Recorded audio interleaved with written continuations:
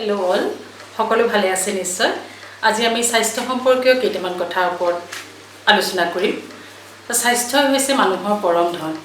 যিমানেই যি নহওক আমাৰ স্বাস্থ্যটো ভালে থাকিবই লাগিব। এটা সুস্থ শৰীৰ আৰু সুস্থ মন থাকিলেহে আমাৰ কি হয়, সকলো ফালৰ পৰা উন্নতি হয়।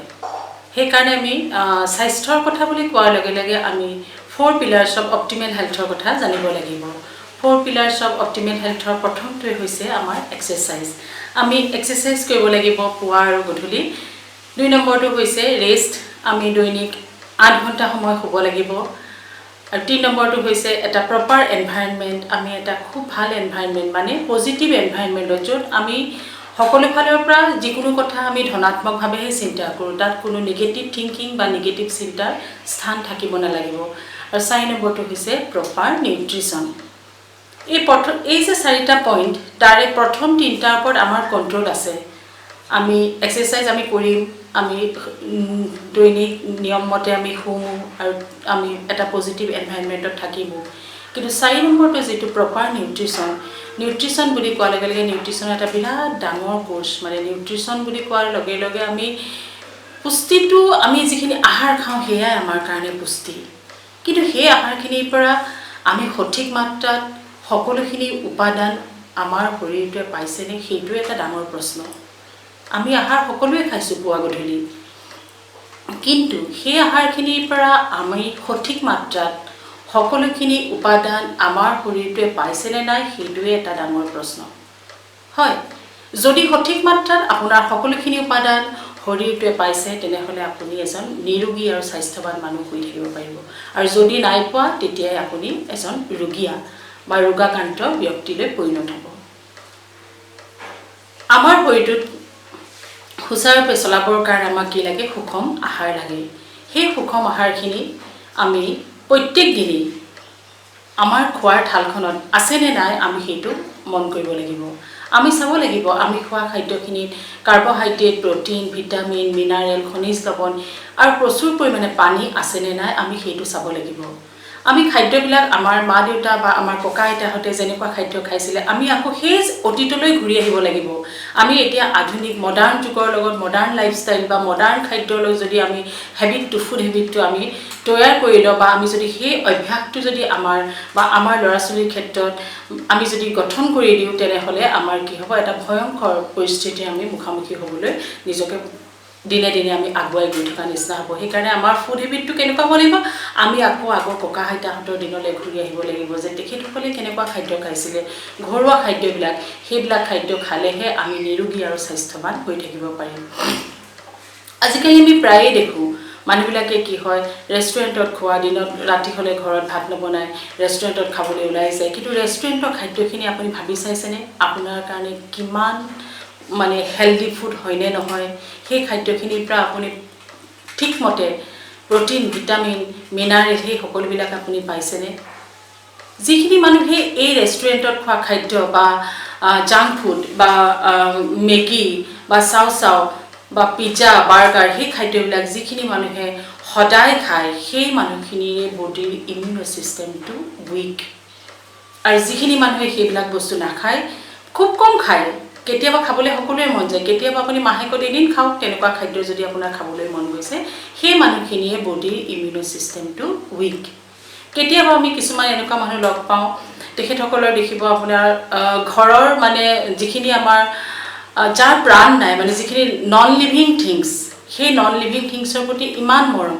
মানে কিটচেনটোত সদায় আমি ভাত বনাই থাকোঁতে, ভাতৰ বনোৱা বা চব্জি বনোৱা, মাংস বনাই থাকোঁতে যিটো তেল ওলায়, সেই তেলটোৱে গৈ আমাৰ কিটচেনৰ ৱালকেইখনত তেলৰ চিকটি বা তেলৰ চামনি বহে বুলি চিন্তা হৈ পাকঘৰত চিমনি লগায়, হয়নে? সেই ঘৰটো বা পাকঘৰটো, সেই কিটচেনটো হৈছে নন লিভিং থিংছ, যাৰ প্ৰাণেই নাই, যাৰ জীৱই নাই। কিন্তু নিজৰ দেহাটো, যাৰ প্ৰাণ আছে, যাৰ জীৱ আছে, সেই নিজৰ দেহাটোৰ কাৰণে যে অকণমান যত্ন কৰিব লাগে, সেই কথাটো মানুহে পাহৰি যায়। যে খাদ্যখিনি খাওঁতে কেনেকুৱা ধৰণৰ খাদ্য খাব লাগে, সঠিক মাত্ৰাত ভিটামিন পাইছে নাই, মিনাৰেল পাইছে নাই, সেইটো কথা তেওঁলোকৰ মনলৈ নাহে। যদি কেতিয়াবা আপুনি উনুকিয়াই দিয়েও যে আপুনি আৰু সদায় মনত ৰাখিব, যিমানবিলাক আমাৰ অসুখ বিসুখ হয়, প্ৰথম আৰম্ভণিটো হৈছে ডেফিচিয়েঞ্চি বা নিউট্ৰিশ্যনেল গেপ। সকলো অসুখৰ প্ৰথম আৰম্ভণিটো হৈছে নিউট্ৰিশ্যনেল গেপ বা ডেফিচিয়েঞ্চিৰ কাৰণেই হয় সেইকাৰণে মই কৈছোঁ যে আপোনালোকে যিখিনি প্ৰাণ নাইকিয়া বা নন লিভিং থিংছৰ প্ৰতি বা পাকঘৰৰ কিটচেনখনত যে তেলৰ চিকটি বা চামনি বহি তেলৰ লেয়াৰ বহিব বুলি যেনেকৈ আপুনি চিমনি লগাইছে তেনেকৈ আপোনাৰ শৰীৰটোত আপুনি ইমান দিনে খাই থকা খাদ্যৰ পৰা আপোনাৰ শৰীৰৰ শিৰা উপশিৰা বা ধমনীবিলাকেদি তেজ চলাচল হৈ থাকোঁতে তাত যে লেয়াৰ বহিছে সেই লেয়াৰটো যে আমি কেনেধৰণে ক্লিয়াৰ কৰি আমাৰ হাৰ্টটো সুস্থ কৰি ৰাখিব পাৰোঁ সেইটো কথা আপোনালোকে এবাৰ চিন্তা কৰি চাইছেনে কি খাদ্য খালে আমাৰ হাৰ্টটো সুস্থ হৈ থাকিব আপুনি জন্ম হোৱাৰ পৰা আপোনাৰ একেবাৰে মৃত্যুলৈকে আপোনাৰটো হাৰ্টটো অনবৰতে চলিয়ে আছে আপোনাৰ এই শিৰা উপশিৰাবিলাকেদি ধমনীবিলাকেদি তেজ সদায় প্ৰবাহিত হৈয়ে আছে সেই তেজবিলাক প্ৰবাহিত হৈ থাকোঁতে তাত কি জানি সেই শিৰা উপশিৰাবিলাকত ব্লকেজ আহিছে নেকি তেলৰ লেয়াৰ হৈ সেই ব্লকখিনি আমি কেনেধৰণে আমি সেইটো ক্লিয়াৰ কৰিম সেই কথাটো আপোনালোকে এবাৰ ভাবি চাইছেনে সেইকাৰণেই কৈছোঁ যে স্বাস্থ্যই পৰম ধন প্ৰথমতে নন লিভিং থিংছৰ প্ৰতি মোহ হোৱাতকৈ নিজৰ শৰীৰটোৰ প্ৰতি নিজৰ স্বাস্থ্যটোৰ প্ৰতি মোহ হওক যে কেনেকৈ আমি এজন সুস্বাস্থ্যৰ অধিকাৰী আমি হৈ থাকিব পাৰোঁ এই কাৰেণ্ট চিটুৱেশ্যনত মানুহে সদায় ইমিউনিটিৰ কথা পাতে যে কেনেকৈ এতিয়া মানুহে কয় বা চৰকাৰৰ পৰা গাইডলাইন আহিছে যে জিংক খাব লাগে নেচাৰেল চি খাব লাগে এইটো এদিন নহয় আপুনি সদায়েই খাব লাগে আজি জন্মৰ পৰা এতিয়া বৰ্তমান বয়সলৈকে আপুনি যিখিনি খাদ্য খালে সেই খাদ্যখিনিৰ ওপৰতে আপোনাৰ ইমিউনিটিটো বিল্ড আপ হয় ইমিউনিটি এনেকুৱা নহয় যে আজি এদিনত আপোনাৰ বিল্ড আপ হ'ব হয়নে কেতিয়াবা আমি দেখা যায় কিছুমান মানুহে অকণমান ধূলিত ওলাই গ'লে এলাৰ্জি হয় কিয় তেওঁৰ ইমিউনিটিটো উইক সেইকাৰণে তেওঁ তেনেকুৱা হয় কিন্তু ষ্ট্ৰং মানুহ এজনক কেতিয়াও পটককৈ যিকোনো ভাইৰাছ বা যিকোনো বীজাণুৱে আক্ৰমণ কৰিব নোৱাৰে সেইকাৰণে সদায় আপোনালোকে নিজৰ স্বাস্থ্য নিজৰ খোৱা থালখন বা নিজে প্ৰত্যেক দিনে ৰাতিপুৱাৰ পৰা গধূলিলৈকে সদায় মনত ৰাখিব যে মই খোৱা খাদ্যখিনিত প্ৰটিন পাইছোঁ নাই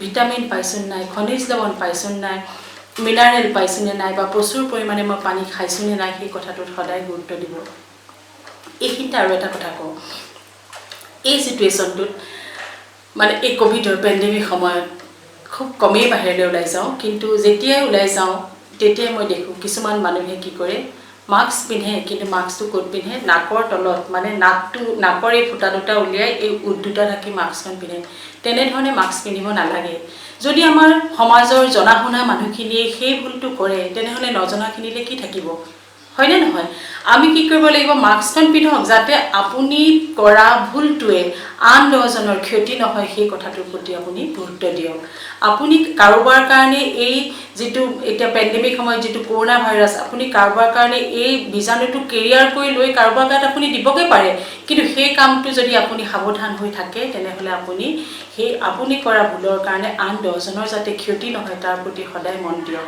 সেইকাৰণে মাস্কখন যেতিয়া পিন্ধিব নাকটো আৰু এই উঠৰ এই পৰ্চনটোৱে গোটেই অংশটো ঢাকি আপুনি মাস্কখন পিন্ধক নাকৰ ফুটা দুটা উলিয়াই উঠটো ঢাকি মাস্কখন নিপিন্ধিব মই এই কথাটো এইকাৰণেই ক'লোঁ এইকেইদিন ওলাই যাওঁতে প্ৰায়ে দেখোঁ যে মানুহে মাস্ক পিন্ধে সকলোৱে নহয় কিছুমানে সেই ভুলটো কৰে সেইকাৰণে কৈছোঁ যে সেই ভুলটো কেতিয়াও নকৰিব মাস্কখন এনেকুৱা ধৰণে পিন্ধক যাতে আপোনাৰ নাক আৰু উঠ এই সম্পূৰ্ণ অংশটো ঢাক খাই থাকে যাতে আপুনি কৰা ভুলৰ কাৰণে আন দহজনৰ ক্ষতি নহয় বা আমাৰ সমাজখনৰ বা আমাৰ দেশখনৰ ক্ষতি নহয় সেইটোৰ প্ৰতি আপুনি সাৱধান হওক ইমানেই সকলোৱে ভালে থাকক সকলো সুস্বাস্থ্যৰ অধিকাৰী হৈ থাকক আৰু সকলোৱে নিজৰ ইমিউনিটি ষ্ট্ৰং কৰি নিজকে এজন সুস্বাস্থ্যৰ অধিকাৰী কৰি ৰাখক থ্যাংক ইউ